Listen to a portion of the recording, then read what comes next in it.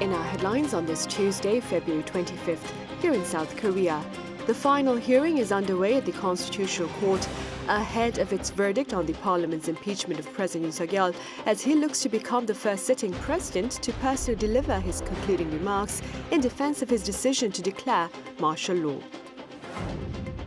Meanwhile, in a largely anticipated move, the Bank of Korea cuts its benchmark interest rate by 25 basis points to 2.75%, in line with efforts to boost domestic demand, while also lowering its growth outlook for the local economy to 1.5% this year. And over at the White House, French President Emmanuel Macron and his American host and counterpart Donald Trump sit down for talks on ending Moscow's aggression against Kyiv, with the French leader speaking of European peacekeeping troops in Ukraine. We start here on the local front, where the Constitutional Court is holding its final hearing of President Yoon Suk-yeol's impeachment trial. For details on the day's events thus far, I have our correspondent Oh Soo-young standing by live. Soo-young, welcome back. So what has been happening at the court? Right, Sunny. So President Yoon's 11th and final impeachment trial hearing began today at 2 p.m, some 73 days after the National Assembly passed a motion to remove him from office, following, of course, his martial law order on December 3rd. And throughout today's session, well, first of all, justices began reviewing evidence that they haven't examined yet. The National Assembly's impeachment panel then presented news reports and CCTV footage, continuing to accuse Yoon of trying to storm the National Assembly and remove lawmakers from the building through military force in an attempt to stop them from voting to lift martial law. Before giving both the National Assembly, so after that, the justices gave both the National Assembly and President Yoon's legal teams around 2 hours to present their closing arguments, and we're in the middle of that at the moment. The National Assembly so far it's continued to argue that President Yoon's declaration of martial law was illegal and that his orders on December 3rd were unconstitutional. President Yoon lost the people's trust and declared martial law while ranting about anti-state forces. Now it's time for him to face the consequences of his delusions. Meanwhile, Yoon's legal team is expected to continue to insist that President Yoon's martial law was an executive right and was declared as a warning against the dominant opposition party's tyranny in Parliament that Yoon claims paralysed government functions, as well as voicing concerns over election fraud. Now, after wrapping up the arguments, Assembly Impeachment Panel Chair Chung Chong-le and President Yoon will deliver their final statements with no time restrictions. Yoon has reportedly prepared a 40-minute-long handwritten speech, and he's widely expected to reiterate that the purpose of his martial law was peaceful and that he was trying to bring national unity. Now, all eyes are on whether he would offer some kind of political gesture or compromise to draw public appeal. Now, President Yoon notably didn't join his lawyers in the courtroom at the beginning of the hearing, as he was presumably preparing for his speech, and he was seen departing Seoul Detention Center around 40 minutes ago. Now, in 2017, during former President Park Geun-hye's impeachment trial, the National Assembly's team spoke for about an hour and 14 minutes, while Park's defense stretched their argument to 5 hours and 10 minutes with 15 different speakers. Right then, Soo-young, what happens once today's hearing ends? Well, the 8-member bench will go into deliberation mode, and after that, presiding justice Chung Yong-sik is going to present his review to his 7 colleagues before all 8 of them vote either for or against impeachment, and the final ruling will be drafted based on the majority opinion. If the presiding justice holds a minority view, another justice from the majority will be assigned to draft the decision. The court will then decide the date to announce the verdict, which is widely expected to be within 2 weeks after the last hearing, so likely around mid-March, it looks like. If 6 or more of the 8 justices vote in favour of the impeachment, then President Yoon will be removed from office effectively, triggering a snap presidential election within 60 days. But if at least 3 justices oppose impeachment, the motion will be dismissed and Yoon will immediately resume his duties.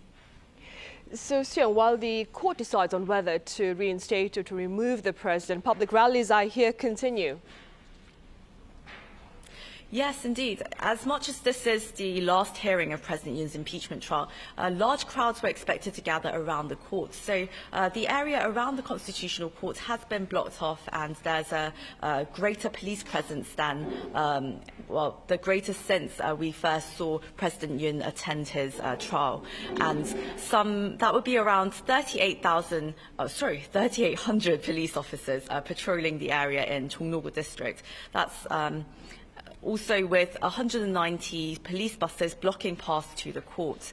Around 1,000 people have reportedly gathered in the next street, though, to oppose Yoon's impeachment shortly before the hearing began, and we can still hear them calling against his impeachment and loud music blazing through the streets as well.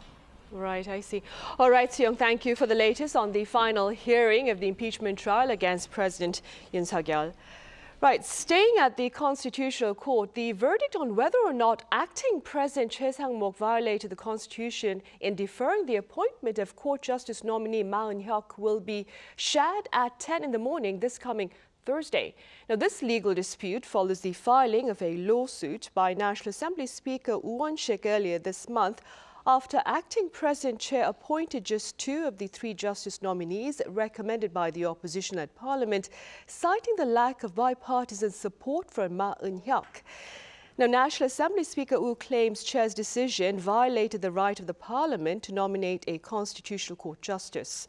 If the Constitutional Court rules in favor of Woo and Choi proceeds to appoint Ma to the court, all seats of its 9-member bench will be filled. But it's unclear whether Ma will participate in passing judgment on President Yoon Suk-yeol's impeachment trial. Policymakers at the central bank have decided to lower their benchmark interest rate to boost the local economy, whose growth for this year has also been lowered. Our correspondent Moon Hye-ryun has details. South Korea's central bank has lowered its benchmark interest rate by 25 basis points as widely expected, bringing it down to 2.75%.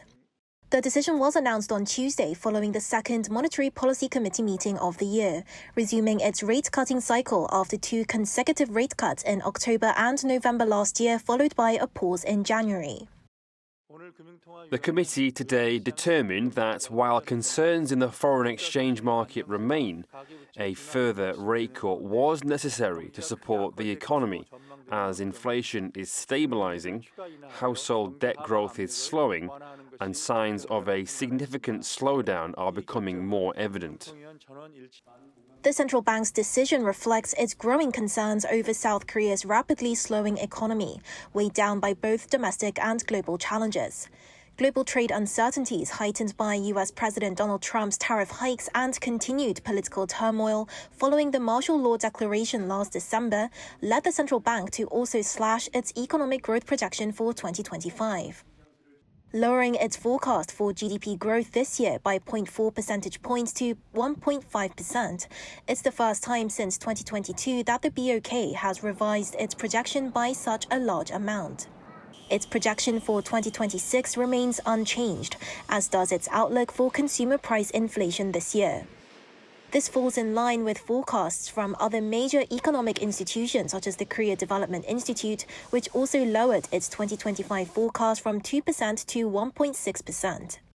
South Korea's real GDP growth in 2024 came in at just 2%, falling short of the central bank's earlier forecast of 2.2%, as weak consumer spending and sluggish construction investment were further exacerbated by the domestic political crisis.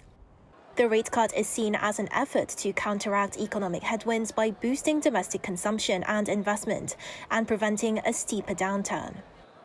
I don't think you'll see any results within the next few months, and that's because there's a usual time lag between lowering the interest rate and what you see in the markets.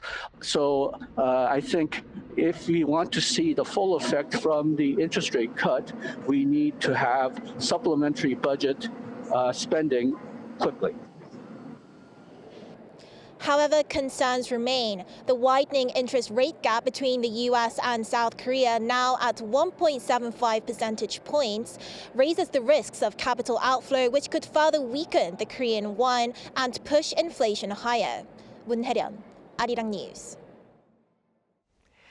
The government is easing its green belt for the first time in almost 20 years as part of efforts to spur business investment to ultimately bolster economic development. Our Choi reports. Greenbelt restrictions will be lifted for some areas of the country for the first time since 2008. For the first time in 17 years since 2008, more greenbelt land can be released.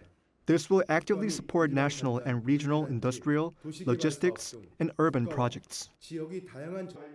In the 5-grade Greenbelt system, the government will allow the release of Grade 1 and 2 areas holding high conservation value. These areas were not originally eligible for deregulation, but will be permitted only if alternative Greenbelt areas are designated. With this deregulation, the government plans to attract more business investments in the regions. The goal is to develop 15 key regional projects in major cities across the country, excluding the Seoul metropolitan area. The cities of Changwon and Ulsan, which had a high proportion of Grade 1 and 2 Greenbelt areas, were selected for 4 and 3 sites, respectively. Gwangju and Busan each received 3 sites, while Daejeon and Daegu were allocated 1 site each. More than 10 out of the 15 selected locations will be used for industrial and logistics complexes. The total area set to be released is 42 square kilometers, equivalent to about 5,900 football fields. 35% of that are grades 1 and 2, and the government plans to consider publicly owned land as alternative sites.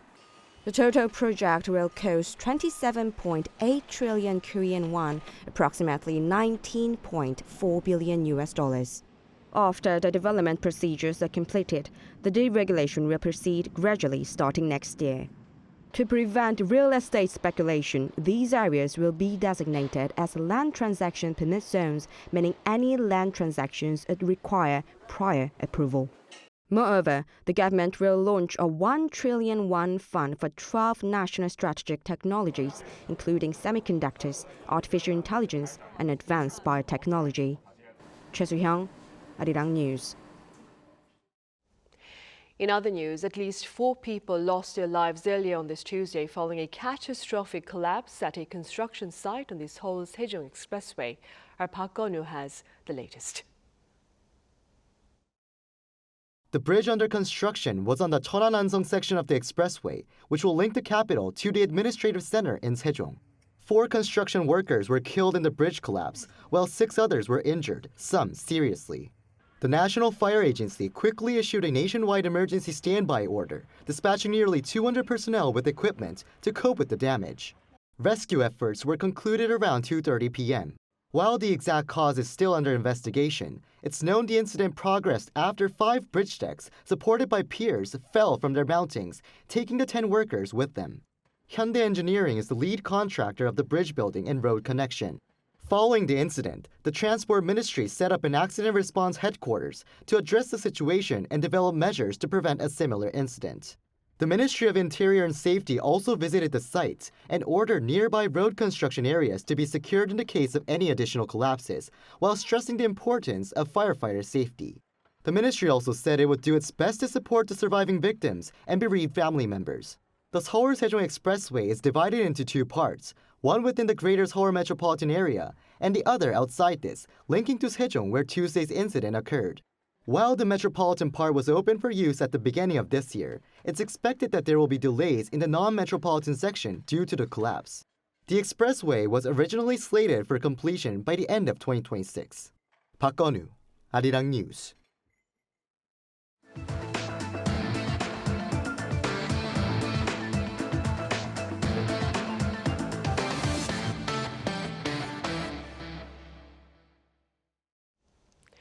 Speaking to members of the media following talks with his American host and counterpart Donald Trump, French President Emmanuel Macron announced a European peacekeeping force may be stationed in Ukraine. Our Lee Soo-jin has more.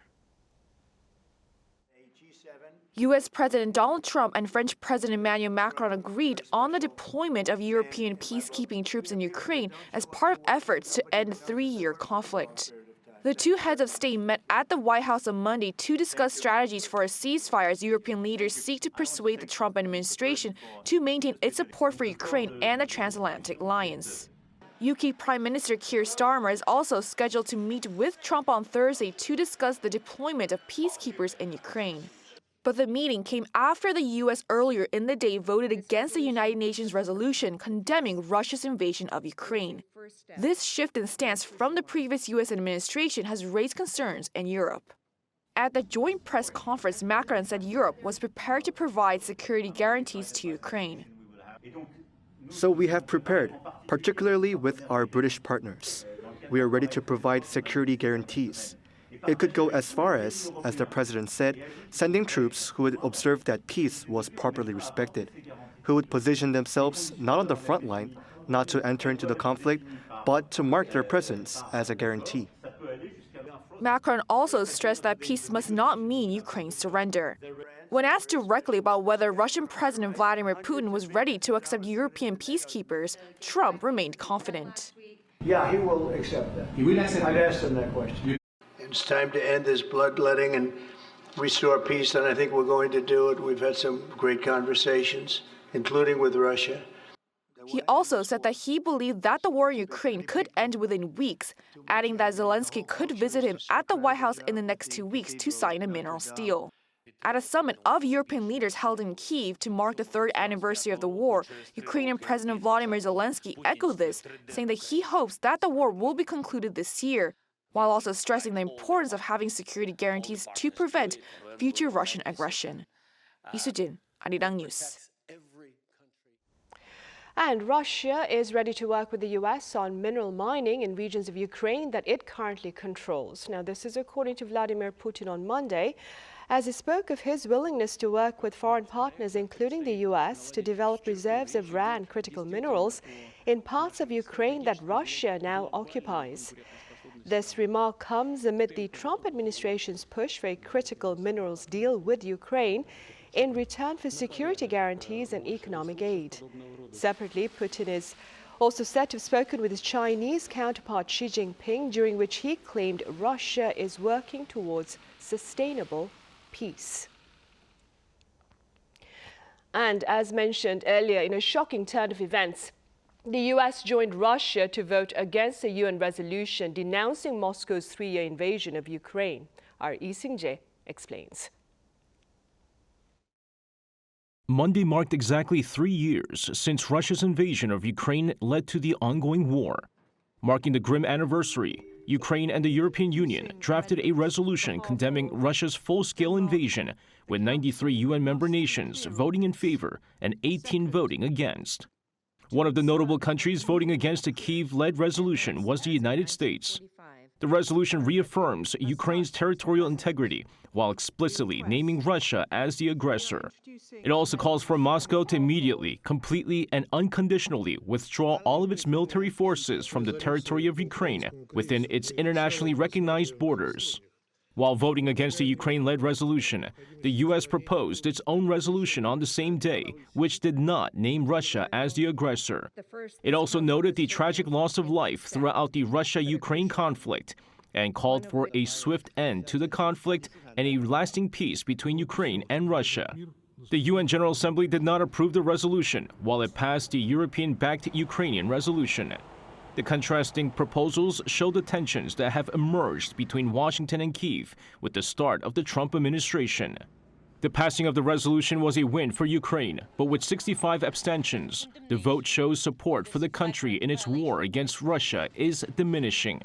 Previous votes in the Assembly saw more than 140 nations show support for Kyiv. Lee Seung-jae, Arirang News. Korea's Defense Acquisition Program Administration has signed an MOU with the country's 2 major shipbuilders to boost partnership on warship exports. The trilateral deal outlines collaboration in securing overseas orders, with Hanwha Ocean focusing on submarine projects and Hyundai Heavy Industries on surface ships. The 2 shipbuilders have been engaged in fierce competition for overseas warship projects. This latest agreement comes amid growing interest in maritime security and South Korea's latest advances in the global defense market. K-pop is the most popular South Korea-related content in Asia, Europe and Latin America, while K-food, if you will, topped the list in North America and Africa. Now, this is according to the Culture Ministry's 2024 global analysis of the Korean wave made public on this Tuesday. Here in Asia, over 35% of media coverage related to the Korean wave was centered on K-pop, while in North America, Korean food garnered most interest. Notably, in the US and Canada, there was a tangible rise in online searches and social media remarks about kimchi, spicy ramyeon, and tteokbokki, which was included in the Oxford Dictionary last December.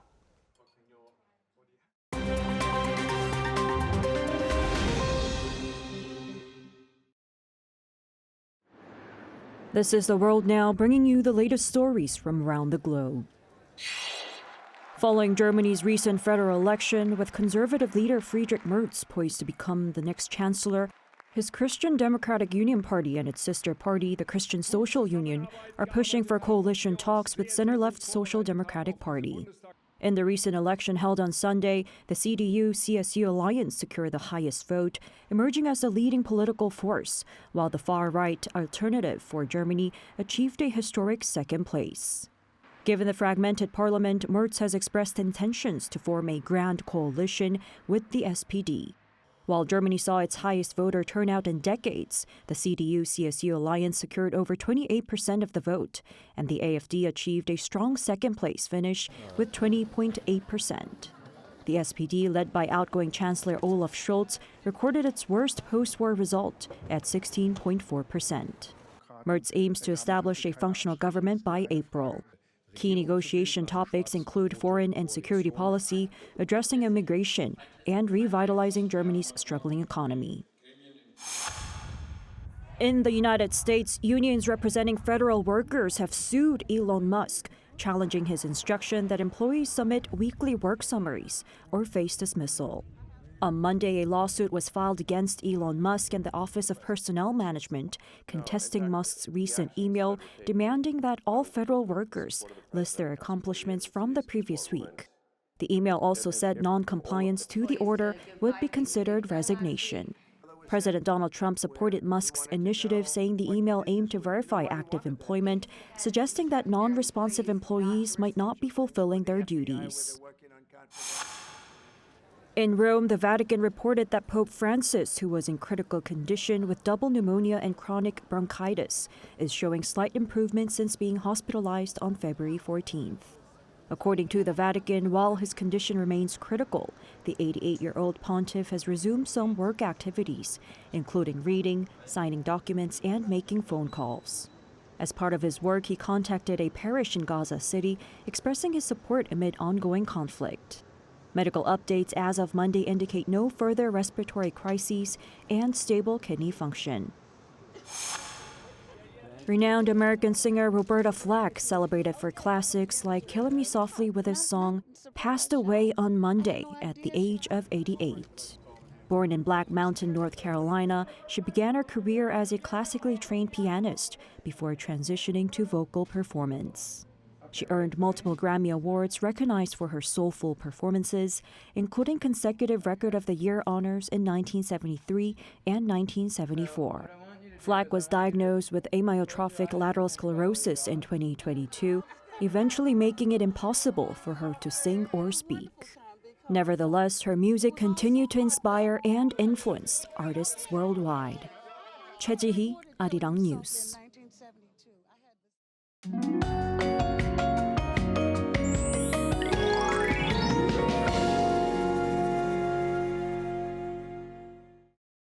As temperatures rise, the long cold spell is gradually receding. It rose to 7 degrees Celsius in Seoul during the day today. However, with the strong winds, it fell 3 or 4 degrees colder than the actual readings. Tomorrow, the temperatures will be very similar to today's all over the country.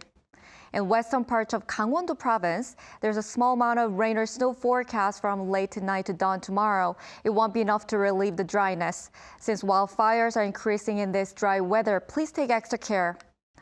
Tomorrow morning's Seoul will start off at -2 degrees, Daejeon at -1 degree. Daily highs will move up to 9 degrees in Daejeon and Gwangju, 12 degrees in Busan and Jeju. As the days continue to warm up, the temperature in Seoul will exceed 10 degrees the day after tomorrow. That's all for Korea. Here are the weather conditions around the world.